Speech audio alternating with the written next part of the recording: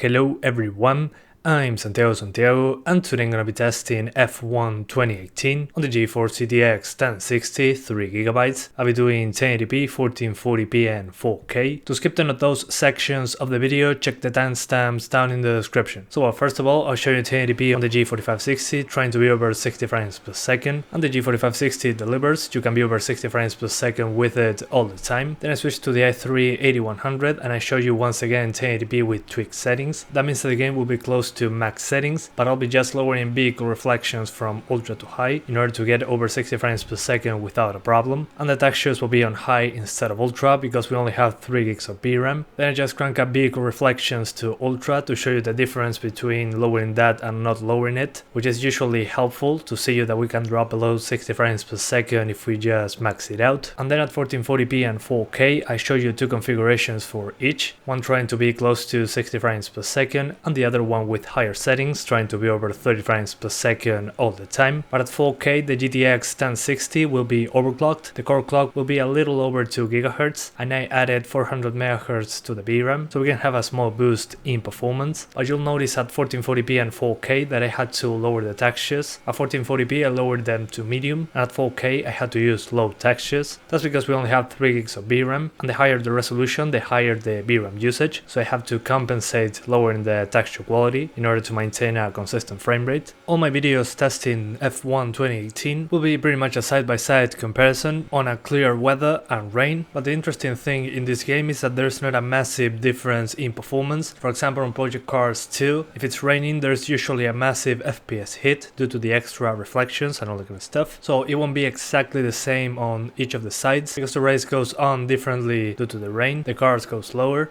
which makes sense. It's just to see how the game performs on each of those instances, depending on the settings, because there's more reflections on the rain area and different lighting on the clear weather. Well, in the options menu I have some recommendations for you. First of all, SSRT shadows, just turn them off. I didn't see a huge difference visually, but it has an impact in performance, so I recommend just avoiding that option altogether. Then the biggest boost in performance you can get from a single option is vehicle reflections from ultra high to high. You usually get upwards of 10 FPS more, so you can really help you to get better performance. Then lower shadows from ultra high to high and ambient occlusion from HBAO plus to on. And that's usually the best way to get a decent boost in performance. The other options that can give you an impact are screen space reflections, smoke shadows, particles, especially in moments where there is rain going on. And well, other than those options, the ones I didn't mention, just lower them in groups if you need more FPS. But those mentioned are usually the biggest impacts in performance. In my opinion, this game looks a little better than the previous one. It seems to be better optimized overall, especially for lower end cards, so that's always good to see when a game performs a little better than the previous one and it looks better. And on the texture option,